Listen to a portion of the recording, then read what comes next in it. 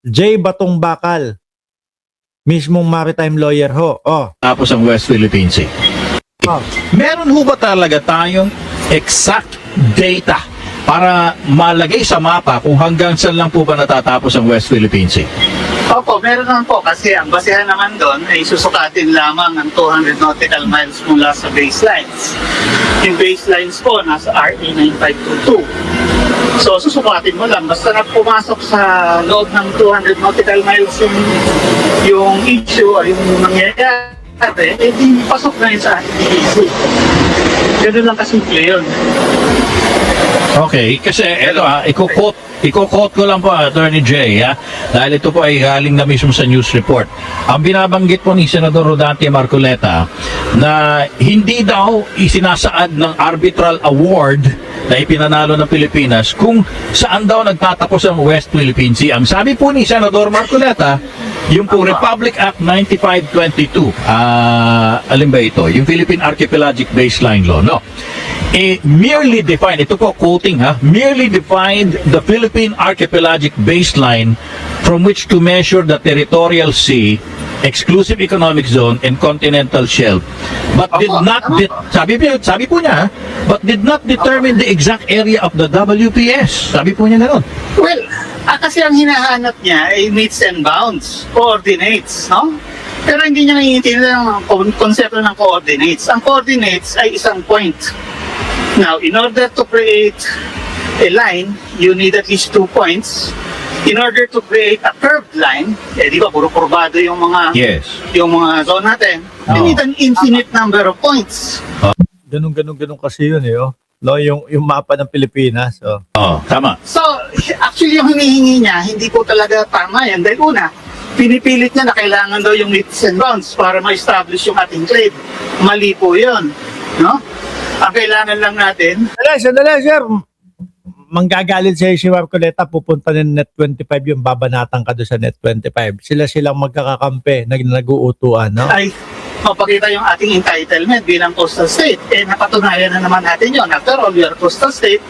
And dinindicate na tayo ng arbitral tribunal.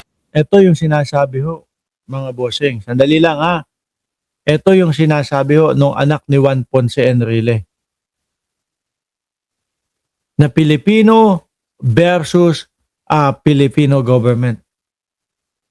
Diba? Gagamit ng pera ang China para mismong tayong mga Pilipino ang magkagulo at sila ay maging easy-peasy na lang kung ano yung mga gusto nilang mangyari. Now we are entitled to the full 200 nautical miles. No? Mm-hmm. So, hindi issue yung wala ang meets and bounds. Yung sinasabi niya, kailangan daw ng mapa ng meets and bounds para mag-claim ka ng lupa, hindi po yun applicable sa dagat. No? Yes. Dahil iba po ang batas sa dagat. Opo. Ang entitlement... Dali na lang kaya si Marcoleta tsaka yung anak niya dyan sa dagat, i-itcha na lang dyan, ano? Kung pwede lang, mga kababayan? Ang po natin sa dagat ay base sa international law, sa UNCLOS, at ang requirement lang sa UNCLOS ay dapat yung area is within 200 nautical miles of your baselines. Okay. Kakailanganin lang natin yung mga meets and bounds na yun kung mayroong issue dun sa mismong boundary, no? Kung dun nangyayari. Pero kung pasok na siya, kunwari, nasa 50 nautical miles, no? Kaya 100 nautical miles, nandun ang karamihan nangyayari dito sa West Philippine Sea, walang question yun na nasa loob na siya ng ating EEZ. Okay?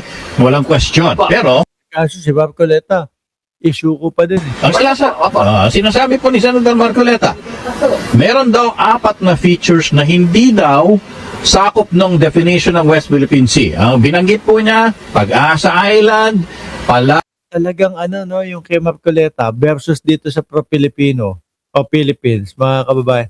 Talagang ang focus at ang gustong puntahan ng Marcoleta, papunta doon sa pag-give up o ibigay na lang sa China. Alam nyo, kanina bago ako mag-vlog, meron akong nakitang news ho. No? Nang sinasabi doon sa news na yun, kung di ako nagkakamali, Wiyon ba yun o Wayon, babagsak ang China, mga bossing. Sa kabila daw nung malalaki at naglalaki ang mga gusali, mga boss chief sir, nandiyan na si Alaga. Sa kabila daw po ng mga naglalaki ang gusali ng China, mga boss chief sir, ay sa likod naman daw nito ng pagbagsak ng ekonomiya. Hindi kaya yun ang dahilan kaya talagang gusto nilang makuha, no? Yung kine-claim nila na West Philippine Sea, etc. Lalo na ho, nakadiskubre kamakailan lang ang gobyerno ng Pilipinas ng natural gas, mga bossing. 'Di ba? Baka yun yung inaasahan na muling makakapagpabangon sa China kung totoo man na sila ay bumabagsak na ho. Kaya eto, ginagawa ang lahat ng paraan, no? Pati yung mga kapwa natin Pilipino, binabayaran na nila. Ano to? Kalayaan, kasama pa rin daw sa, ano ba ito? Opo. So, Scarborough, siguro, Yeah, no? Pero, again, hindi nga iniintindi eh. West Philippine Sea is the sea. The sea around these features. No? Yung mga land features, mga isla, hindi po yan obviously sea. Hindi yan parte ng West Philippine Sea. yes. Ang karapatan ng Pilipinas dyan ay sovereignty, no? Bilang mga isla ng Pilipinas. Hiwalay na issue yon. Ibang batas yung applicable doon. Hindi Kasi nga land, ano? Hindi kasama sa dagat yun. Isla na nga may lupa. conclusion. Ang applicable doon ay customary international law na nagsasabi nga na as long as yung area ay under your full control and sovereignty, actual exercise of sovereignty, then it is yours. Oo, So hindi kailangan ng meets and bounds para doon. No, maghanap po siya ng meets and bounds ng lahat ng bansa ng mundo kung gusto niya. Wala siyang makikita, Oo. no? Na nakadefine ng bawat meets and bound ng bawat isla o bawat continent. Eto nga, hindi naman nila hinahanapan eh. Yung 9-dash line eh. Nung mga amo nila eh. So, parang sa palagay niyo ba, Attorney Jay, ito ay parang misunderstanding lang po ba sa konsepto ng maritime, ano tawag dito? features natin. Oo, ng archipelagic baseline natin. Dito, yan po ay kumbaga confusion niya talaga kung ano ang dagat, anong West Philippine Sea, at ano yung mga islands ng Kalayaan Island Group at saka doon sa Scarborough Shoal na hindi naman dagat, kundi mga isla at bato na subject to the sovereignty of the Philippines. Pinaghahalo-halo niya. Hindi niya Sabi ni Legaspi, tama Mark, yan ang goal ni Marcoleta, ang West Philippine Sea at Kalayaan Island dahil na-discovery ang oil at gas ni PBBM, trilyon ang kita at napakalaking tulong sa taong bayan. Tingin ko yan eh. Kasi mas uminit ho sila at nagpursige sila eh. Simula ho ng naipabalita po buong mundo yung natural gas na nadiscovery ho, mga kababayan. Di ba? Nauna yon, biglang ito pumutok ang kilikili. Pumutok na ng pumutok yung mga mag-amang Marcoleta. Tuloy. At yung ibang mga senator. hinihiwalay. Kaya yan, puro confusion yung inaano niya doon. Ilalagay niya doon. Kaya ho bang ituwid yung confusion niya? Kung kunwari, kayo naman po ang makakaalam din sa batas na ito, para maipaliwanag sa kanya, sa tingin niyo may pag-asa pa ho bang... Ako po, hindi maano yan. No, traidor, pwede na. Sabi, ano siya sabi ni Sir Cadiz? No, mga traidor siya, oo. Yan, makapili. Yan yung mga dapat tawag dyan sa mga yan. mawala yung confusion niya? Depende po yan sa kung ano talaga ang objective niya dahil Totoo. Ako ho naniniwala, hindi maipapaintindi yan sa lowest rank lawyer, mga kababayan. Hindi, imposible. Kung ang objective talaga kampihan at ipamigay, kahit anong pagpapaintindi po, hindi hindi tatalab yan. malinaw naman doon sa batas kung anong sinasad natin minsan sinasabi pa niyang wala daw tayong iisi napakalinaw sa constitution at ng batas na nainak. So hindi po tama yun. Ewan ko lang po. Sa totoo lang. Bilang Malilinaw po kung gusto niyang magpalinaw. Opo. Bilang abogado din, Attorney Jay, syempre may alam ka rin po sa konstitusyon ng Pilipinas. Wala po bang kahit anong kahit ano na maaring batas na naaapakan niya dun sa ginagawa niya? Kasi kanina pinag-uusapan nga po na Dapat ikulong na yung mga yan. Hindi, sa totoo lang, nakalimutan ko lang yung huling yung kay Gutesa pa yata yun. No? Yung kay Gutesa, yung dapat matutukan din ho yun, mga kababayan. Tsaka yung ng putik kasi ang COMELEC, babagal-bagal din eh. Yung sa niya, yung pagtatalaan niya nung mga tao na umano sa kanya, nagbigay ng tulong na ang sinabi niya o sinulat niya doon sa kanyang salaysay, walang tumulong sa kanya. Aksyonan nyo na. Patanggal, pasipa, paalis na yung mga yan. Di ba? Hindi mo parang on the lines of treason na ang ginagawa niya ito? O ano? Yun nga po yung sinasabi ng ibang tumatawag sa akin. Kasi malinaw dun sa Constitution, Article 12, no? Especially Sa ibang bansa yan, lalo na pag China, nako, tapos na buhay niya. Hindi talaga. Di ba? O yung bansa na lang, yung sa SOSE, sabi ni Renato Gonzales, salamat po, sir, sa pagpapaalala. Sa SOSE niya, di ba? Sa doon sa election expenditure, ginawa niya? 0 daw, wala daw. Hindi nilagda, hindi sinulat. Bakit daw ho? Ano daw ang dahilan niya? Kasi daw request ng mga kaibigan. Baka si request na Diskaya yun. No, baka lang naman request ng Diskaya. Action na Lintek. Mga COMELEC, paki-action na naman po yun. Dapat maano ng mga vlogger yan, no?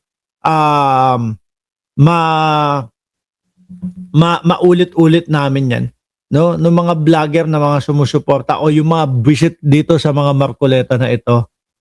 dun sa Article 13, ang Estado meron siyang duty na proteksyonan ang ating exclusive economic zone.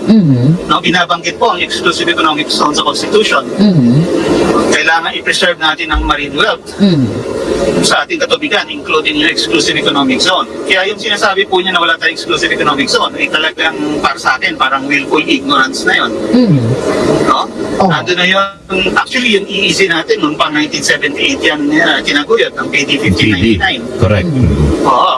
So, wala akong tumututol noon, walang nagsasabi noon na wala tayong EEZ. Yeah. So, lalo lang siyang pinalakas dahil sa Constitution. And then, since the Constitution was enacted, ilang batas na yung nag-implement nun, including yung Fisheries Code at saka yung ating Mining Act. Tsaka nung panahon pa lang dating Pangulo Duterte, mga mangingisda natin, kawawang-kawawa ho sa kanila.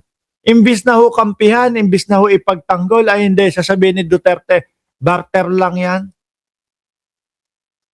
Diba? Sasabihin ni Duterte, palitan lang ng produkto yan. Utang ina nyo, palitan ng produkto ang kinukuha.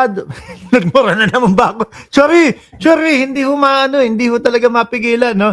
Palitan ng produkto, isdang mga mamahalin na kinukuha doon sa mga mangingisda natin. Kapalit, bisyo, alak at yosi, barter, mabutit, nandiyan ka sa kulungan talaga.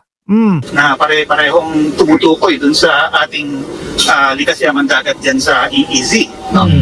Tapos, the latest na nga yung yung RA 12064, yung Maritime Zones Act. Ayan, sabi tuloy, manawagan tayong lahat, message si PBBM, sumbong, nakasuhan na si Marcoleta. Sabi ni Ma'am Janelle, kalampagin nyo ang COMELEC. Nananawagan ako doon sa mga kapwa ko, mga vlogger na sumusuporta, no? Sa teritoryo o sa bansang Pilipinas. Nananawagan ako. I-echo natin lahat ito para matapos na tong si Marcoleta. Kalampagin natin ang COMELEC. Ano na? No?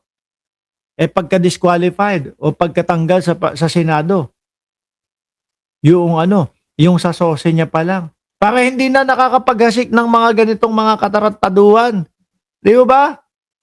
Parang inuulit lang niya. Bago tayo magtapos pala dahil paubos na oras. Meron ho ba kayong pagkakataon na nakaharap nyo na ho ba si Senador Marcoleta at nagkaliwanagan kayo ng posisyon? Hindi po.